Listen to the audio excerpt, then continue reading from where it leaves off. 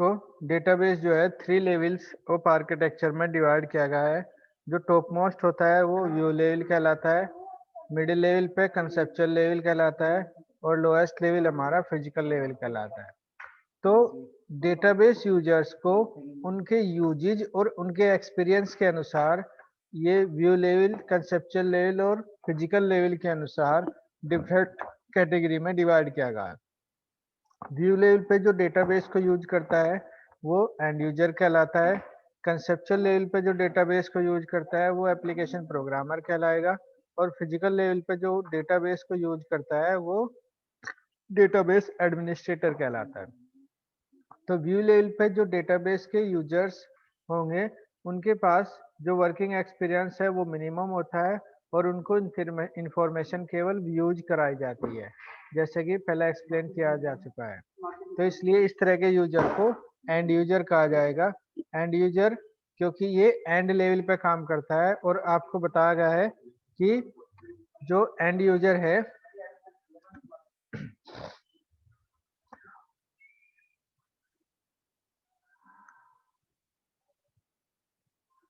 And level पे जो database को यूज करता है that is known as the end user.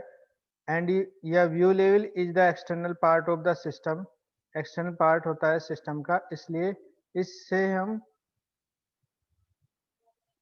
System का इंटरनल पार्ट नहीं मानते। इसलिए इस लेवल पे जो भी यूजर्स यूज करता है वो यूजर हमारा व्यू एंड यूजर या नेवी यूजर कहलाता है। तो नेवी यूजर जो है जिस तरीके से मैंने डायग्राम शो किया है कि एंड यूजर, ये प्रवेश तो थोड़ी बार बार एग्जिट और एंटर हो जाते हो बेटा। हाँ? तो database users are of different category. First level is end user, next is application programmer और थर्ड इज डेटाबेस एडमिनिस्ट्रेटर। जैसा कि मैंने बताया कि डेटाबेस यूजर्स को उनके वर्किंग और उनके एक्सपीरियंस के अकॉर्डिंग 3 लेवल में जनरली डिवाइड किया गया है। एंड यूजर जो व्यू लेवल पे काम करता है और जिसको इंफॉर्मेशन का एक स्मॉल पार्ट व्यू करा जाता है। यानी जैसे मैं पहले बता चुका कि डेटाबेस आर्किटेक्चर को 3 लेवल में डिवाइड किया गया है और यूजर को एब्स्ट्रैक्ट लेवल पे इंफॉर्मेशन अवेलेबल कराई जाती है, यानी जिस इंफॉर्मेशन के यूजर को रिक्वायरमेंट है, यूजर को डिमांड है, उसी इंफॉर्मेशन को उससे शो कराया जाता है, अदर इंफॉर्मेशन को उससे हाइड करा दिया जाता है। तो एंड यूजर पे जो यूजर होगा उसको केवल इंफॉर्मेशन यूज करानी होती है। जैसे एटीएम यूजर है, स्टूडेंट है यूनिवर्सिटी के, आप केवल रिजल्ट चेक करना पसंद करते हैं या आप केवल एडमिट कार्ड निकालते हैं या आप अपने से रिलेटेड इंफॉर्मेशन ही देखना चाहते हैं, उससे ज़्यादा इंफॉर्मेशन आपको अवेलेबल नहीं कराई जाती और नहीं उसमें आपका कोई इंटरेस्ट होना चाहिए। सेकंड लेवल क्या होता है? Application programmer. Application programmer actually professionals होते हैं जो हमारे सिस्टम एप्लीकेशंस को या प्रोग्राम्स को एक्चुअली डेवलप करते हैं। ये टेक्नीशियंस होते हैं और इनको किसी भी प्रोग्रामिंग लैंग्वेज की नॉलेज होती है जिससे कि वे कंसेप्चुअल लेवल को डिजाइन करते हैं। कंसेप्चुअल लेवल हमारा लॉजिकल लेवल भी कहलाता है। लॉजिकल लेवल में यानी जो लॉजिक्स है, जो स्ट्रक्चर है, जो सिस्टम की प्रोग्रामिंग है, उस सबको एप्लीकेशन प्रोग्रामर जनरेट करता है। So these are known as the application programmer या प्रोफेशनल्स या टेक्नीशियन ऑफ द सिस्टम या डेटाबेस। ये डेटाबेस के टेक्नीशियंस कहलाते हैं जो हमारे एक्चुअली में सिस्टम के application programs, user interface, system में डिजाइंस, लॉजिकल स्ट्रक्चर वो सभी डिजाइन करते हैं। जो लोएस्ट लेवल है वो हमारा डेटाबेस एडमिनिस्ट्रेटर यूज करता है। फिजिकल लेवल जो है, फिजिकल लेवल पे जो भी यूजर्स यूज करते हैं वो डेटाबेस एडमिनिस्ट्रेटर कहलाते हैं। Actually these are the owners of the database. ये एक्चुअल में डेटाबेस के ओनर होते हैं और डेटाबेस से रिलेटेड सभी रेस्पॉन्सिबिलिटी इन यानी डेटाबेस एडमिनिस्ट्रेटर्स की होती है।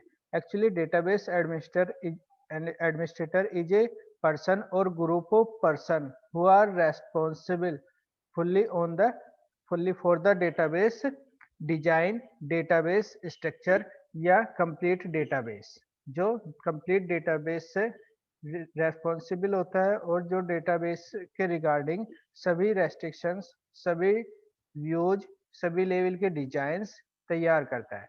तो इसको हम इस तरीके से समझते हैं कि जो मेन हमारे यूजर है वो टॉप मोस्ट लेवल पे या एक्सटर्नल लेवल पे database administrator, sorry, top most level पे एंड यूजर यूज करता है। लॉजिकल लेवल या कंसेप्चुअल लेवल पे हमारे एप्लीकेशन प्रोग्रामर्स होते हैं जो डेटाबेस को एक्चुअली डिजाइन करते हैं, एप्लीकेशन प्रोग्राम्स जनरेट करते हैं। और फिजिकल लेवल पे जो डेटाबेस एडमिनिस्ट्रेटर होते हैं जो एक्चुअली ओनर होते हैं डेटाबेस के, वो सब यूज करते हैं ना। तो इस तरीके से हम इनको डिफाइन करेंगे। The users of the database system can be classified in the following groups या category depending on their degree of experience or mode of their interaction with the system। यानी डेटाबेस यूजर्स को हम उनके working experience या degree of experience के अनुसार या उनके सिस्टम से इंटरेक्शन के अकॉर्डिंग डिफरेंट कैटेगरी में डिवाइड करते हैं। टॉप मोस्ट मैंने बताया एंड यूजर यानी नेवी यूजर या अननोन यूजर भी हम इसी को कहते हैं, जो एक्चुअली टेक्नीशियंस नहीं होते, जिनको ज़्यादा सिस्टम से रिलेटेड कंप्लीट नॉलेज नहीं होती, वे केवल इंफॉर्मेशन का एक स्मॉल पार्ट ही यूज करते हैं ना। This type of users are not computer professional. इस तरह के यूजर हमारे कंप्यूटर प्रोफेशनल नहीं होते। और users who need not be responsible for the presence of database system। इस तरह के यूजर्स जो डेटाबेस सिस्टम में डेटा कहाँ पे प्रजेंस है, किस तरीके से प्रजेंस है, उसके लिए रेस्पॉन्सिबल नहीं होते। यानी उनको किसी तरह की जानकारी नहीं होती कि किस तरीके से सिस्टम हमारा काम कर रहा है, जो डेटाबेस है वो कहाँ पे स्टोर किया गया है, इसमें किस तरह की एप्लीकेशन काम कर रही है। यानी वो टेक्नीशियन नहीं होते, जैसे कि एटीएम यूजर ना। तो एटीएम यूजर को केवल एटीएम मशीन में एटीएम इंसर्ट करना होता है, उसको कुछ इंस्ट्रक्शन दी जाती है कि आप ऐसे ऐसे विड्रॉ करेंगे, इस तरीके से आप मिनी स्टेटमेंट या डिपॉजिट अकाउंट या इस तरीके से आप मैनेज करते हैं। और एक पासवर्ड दिया जाता है, पासवर्ड इंसर्ट करना होता है। पासवर्ड इंसर्ट करते ही आप जो इन्फॉर्मेशन चाहते हैं, मिनी स्टेटमेंट देखना चाहते हैं, बैलेंस चेक करना चाहते हैं, मनी ट्रांसफर करना चाहते हैं या विड्रॉ करना चाहते हैं, तो वो प्रोसेस कंप्लीट हो जाता है ना। तो इस तरीके के यूजर हमारे क्या कहलाते हैं? This type of user are considered as the naive user. Naive user इस कैटेगरी में कंसिडर किए जाते हैं।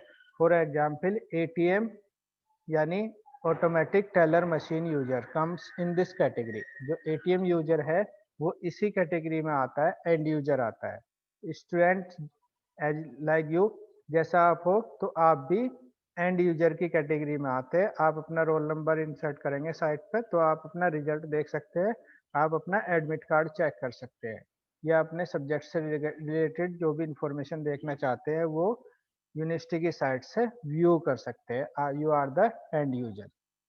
यानी the user instructed through each step of transaction, he or she responds by pressing the code या key या password and accept the information related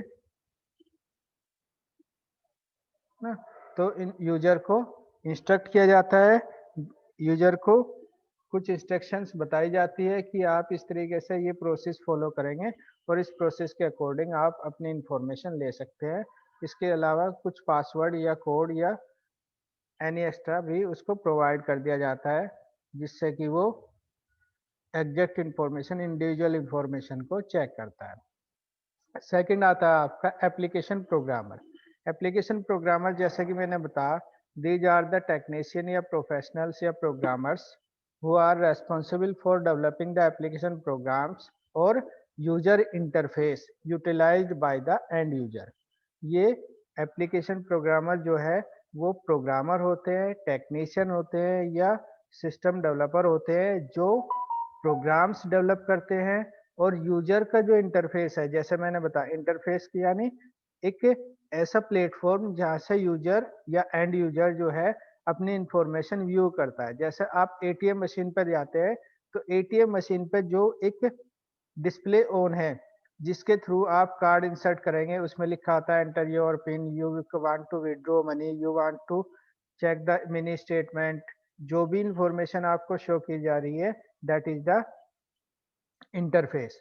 तो user के लिए एक प्लेटफॉर्म या इंटरफेस डेवलप करते हैं और सिस्टम के जो प्रोग्राम्स है एप्लीकेशंस है वो सब डेवलप करते हैं। These are the application programmer ना, कम्स इन दिस कैटेगरी या फॉलो इन दिस कैटेगरी। इस तरह के यूजर्स जो है वो किस कैटेगरी में आते हैं? एप्लीकेशन प्रोग्रामर की कैटेगरी में आते हैं। Application programs could be written in general purpose language like C, C++, COBOL, Fortran, Oracle, .NET, etc. हाँ, तो कुछ इस तरह की लैंग्वेजेज है जो कुछ जैसे C++ आप पढ़ चुके हैं, कोबोल, फोर्ट्रान अभी वर्किंग में नहीं है ना, काफ़ी ओल्ड लैंग्वेज है, लेकिन ओरेकल, .NET, PHP वगैरह जो मार्केट में अवेलेबल है, तो इन सब लैंग्वेज का यूज करके application programmer application programs develop करते हैं या डेटाबेस डेवलप करते हैं या यूजर का जो इंटरफेस है, प्रोग्राम्स है, वो सब इम्प्लीमेंट करते हैं ना। और उनकी जो रिलेटेड जो भी कमांड्स है, उन सब कमांड्स के थ्रू डेटाबेस को मैनिपुलेट करते हैं। These are the application programmer. ये सब क्या होते हैं? एप्लीकेशन प्रोग्रामर हो गए। Next is database administrator. Next क्या होते हैं हमारे? Database administrator. डेटाबेस एडमिनिस्ट्रेटर जैसे कि मैंने बताया, centralize control of the database and programs accessing that data by a person or group of person comes in this category। यानी एक सेंट्रलाइज कंट्रोल होता है डेटाबेस पे और प्रोग्राम्स पे जो डेटा को एक्सेस करते हैं ना, तो वो सब एक पर्सन या ग्रुप ऑफ पर्सन के द्वारा सुपरवाइज किया जाता है।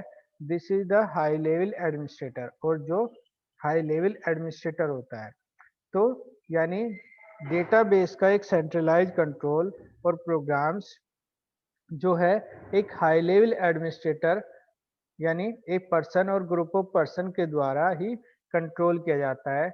This type of user are known as the administrator या डेटाबेस एडमिनिस्ट्रेटर। इस तरह के पर्सन या ग्रुप ऑफ पर्सन जो है क्या कहलाते हैं? डेटाबेस एडमिनिस्ट्रेटर कहलाते हैं, DBA ना। तो DBA जैसे कि मैंने बताया एक सिंगल पर्सन भी हो सकता है और ग्रुप ऑफ पर्सन यानी मोर देन वन पर्सन भी होते हैं जो एक्चुअली डेटाबेस के ओनर होते हैं। जैसे कोई भी ऑर्गेनाइजेशन है, उसका जो ओनर है या हाई लेवल एडमिनिस्ट्रेटर है, वो सब क्या है? हमारे DBA है। जैसे मैं कहूँ ना कि रिलायंस के लिए या जियो के लिए मुकेश अंबानी वगैरह या उनकी जो पूरी टीम है, वो सब क्या है? DBA है। वो फुल्ली रेस्पॉन्सिबल है डिफरेंट टाइप की वर्किंग के लिए, डिफरेंट रेस्पॉन्सिबिलिटीज के लिए रेस्पॉन्सिबल है, चाहे वो सिस्टम की स्पीड के रिगार्डिंग हो, प्रमोशंस के रिगार्डिंग हो, टेक्निक्स के रिगार्डिंग हो, एम्प्लॉय के रिगार्डिंग हो, एनी एक्स्ट्रा ना, जो भी रेस्ट्रिक्शंस है उन सब के रिगार्डिंग हो। तो फुल्ली रेस्पॉन्सिबिलिटी किसकी होती है? डेटाबेस एडमिनिस्ट्रेटर की होती है। तो इस तरह का यूजर जो है वो क्या कहलाता है? डेटाबेस एडमिनिस्ट्रेटर या DBA कहलाता है। These are the users who are the most familiar with the database. जब वे एक्चुअली ओनर होते हैं, मालिक होते हैं डेटाबेस के, इसलिए वे डेटाबेस से अधिक फेमिलियर होते हैं। And are responsible for creating, modifying and manipulating its levels ना, जो डेटाबेस से रिलेटेड डेटा को क्रिएट करते हैं, मॉडिफाई करते हैं और मैनिपुलेट करते हैं। डेटाबेस को एक्चुअली डेटाबेस एडमिनिस्ट्रेटर ही क्रिएट करता है, मॉडिफाई करता है और मैनिपुलेट भी करता है। तो तीनों लेवल का जो स्ट्रक्चर है वो डेटाबेस एडमिनिस्ट्रेटर या DBA ही हैंडल करता है। वो ही एक्चुअली ये जो वर्किंग है, मॉडिफिकेशंस या मैनिपुलेशंस जो है वो एप्लीकेशन प्रोग्रामर भी कर सकता है, लेकिन एप्लीकेशन प्रोग्रामर भी जो कर दे इस तरह की रेस्पॉन्सिबिलिटी को हैंडल करेगा, मैनेज करेगा, वो हाई लेवल एडमिनिस्ट्रेटर की कैटेगरी में ही होगा, वो DBA ही कहलाएगा।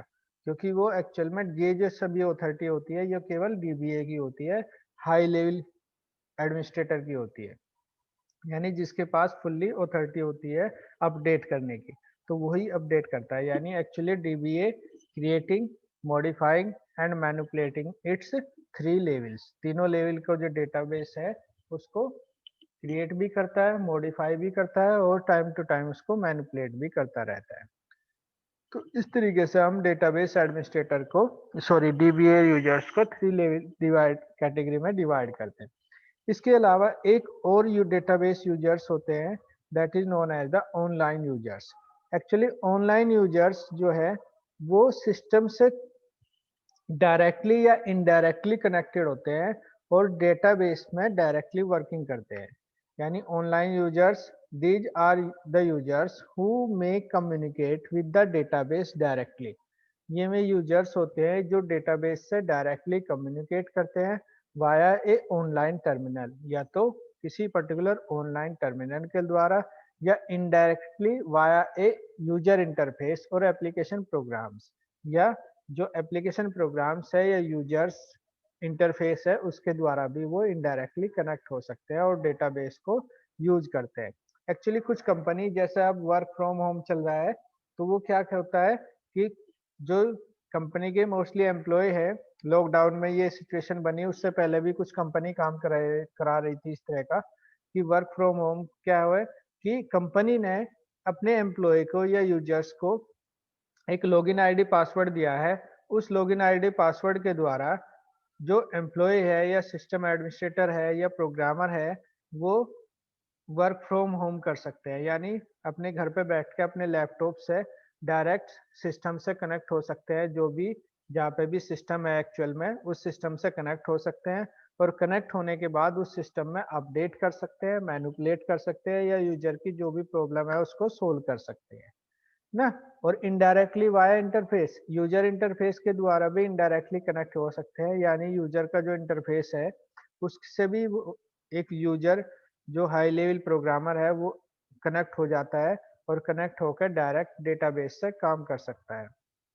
तो इस तरह के यूजर्स हमारे क्या कहलाते हैं, ऑनलाइन यूजर्स कहलाते हैं ना।